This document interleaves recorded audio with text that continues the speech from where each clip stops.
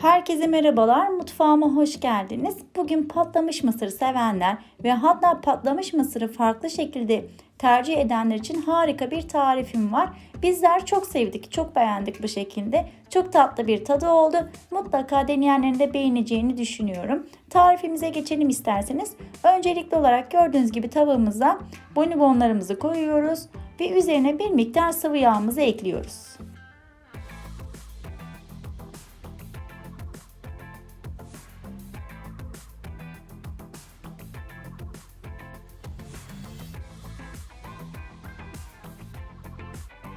Daha sonra hafifçe bunları karıştırdıktan sonra ocağımızın altını yakıyoruz ve hemen mısırlarımızı ekliyoruz.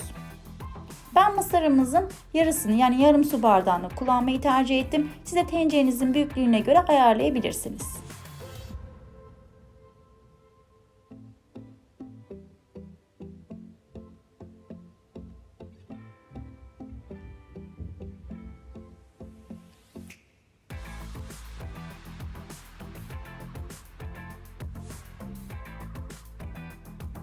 Daha sonra kapağını kapatıyoruz ve mısırlarımız patlayana kadar bekleyeceğiz. Ben arada bir kapağını açıp bu şekilde arada karıştırdım. Kaşık kullanmadan daha rahat oldu. İsterseniz kaşıkla da karıştırabilir ya da bu şekilde tencerenizi sallayabilirsiniz.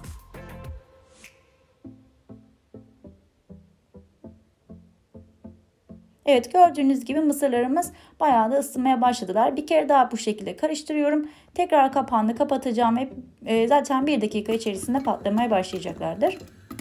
Evet, sesini duyduğunuz gibi mısırlarımız patlamaya başladılar. Bakalım nasıl olacak, sizler de benim gibi beğenecek misiniz?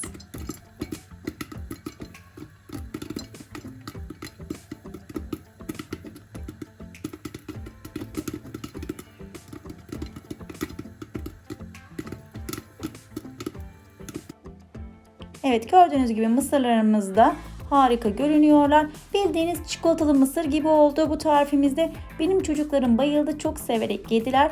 Sizler de eğer farklı bir mısır tarifi arıyorsanız mutlaka bu mısır deneyin derim. Tuzlu mısır yerine bildiğiniz çikolatalı tatlı bir mısır, patlamış mısır elde etmiş oluyorsunuz. Harika bir tadı oluyor.